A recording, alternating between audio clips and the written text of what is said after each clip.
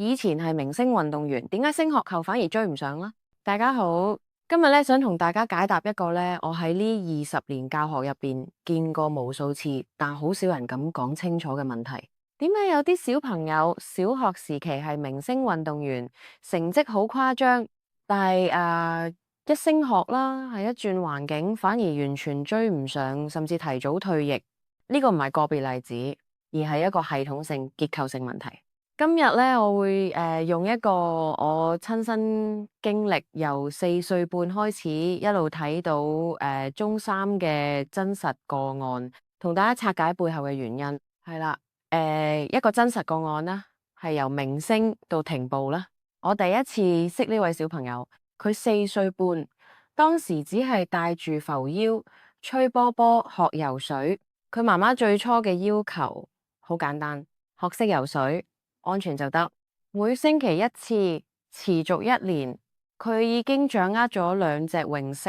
嗰陣時我創立嘅體育會踏入第5年，佢屬於我哋第1.5批學生，即係完全跟住泳會成長訓練模式同步發展嘅一代。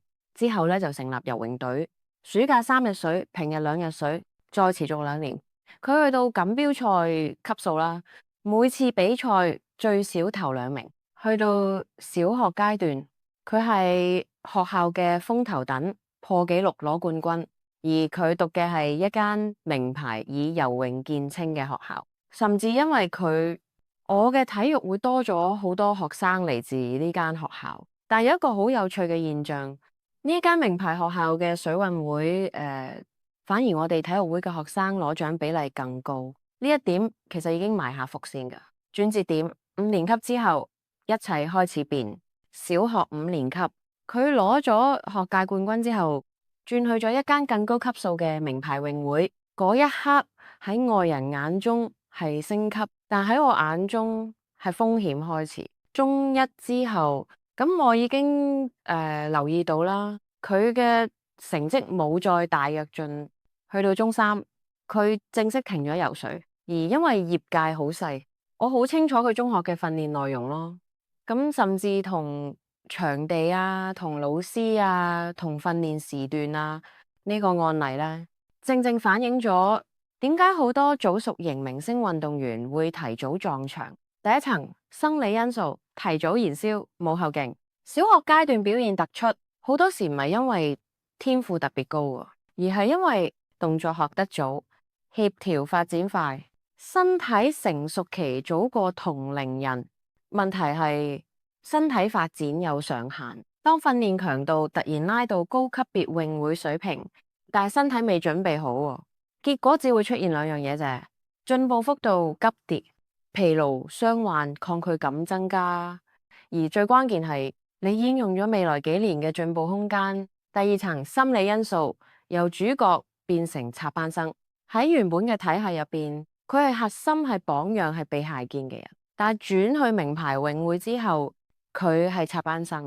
嗰度嘅小朋友由細訓練到大，家庭資源更優厚，已經係建立咗無形嘅圈子同定位。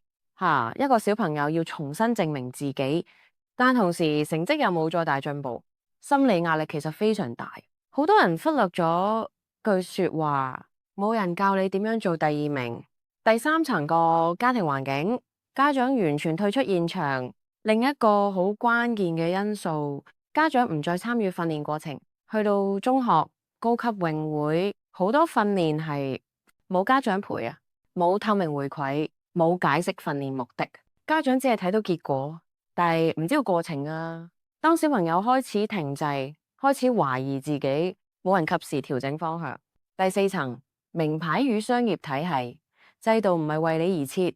最後一點，亦係最殘酷嘅一點，好多名牌泳會存在嘅目的，唔係培育每一個插班學生，而係維持品牌形象，延續精英體系。插班生如果唔即刻交到成績，系統唔會為你慢落嚟。結果係你冇被淘汰，但係你被邊緣化。總結，提早成功唔等於長線成功。所以翻到嚟今日條問題就，以前係明星運動員，點解升學後反而追唔上？答案唔係佢唔努力，亦唔係佢突然冇天分，而係太早用盡潛力，轉換體系嗰陣冇過渡啦。心理啊、家庭啊、制度啊，同時失衡啊，運動發展從來唔係直線。真正成功嘅運動員唔係跑得最快嗰個，而係最遲撞牆嗰個。如果你係家長，或者你本身就喺體育升學條路上，而今日呢條片有一句講中理啊，我好誠意邀請你訂閱呢個頻道。我唔會同你講捷徑咯，但係我會盡量幫你避開可以避免嘅錯。如果大家有興趣了解更多，歡迎加入我哋頻道。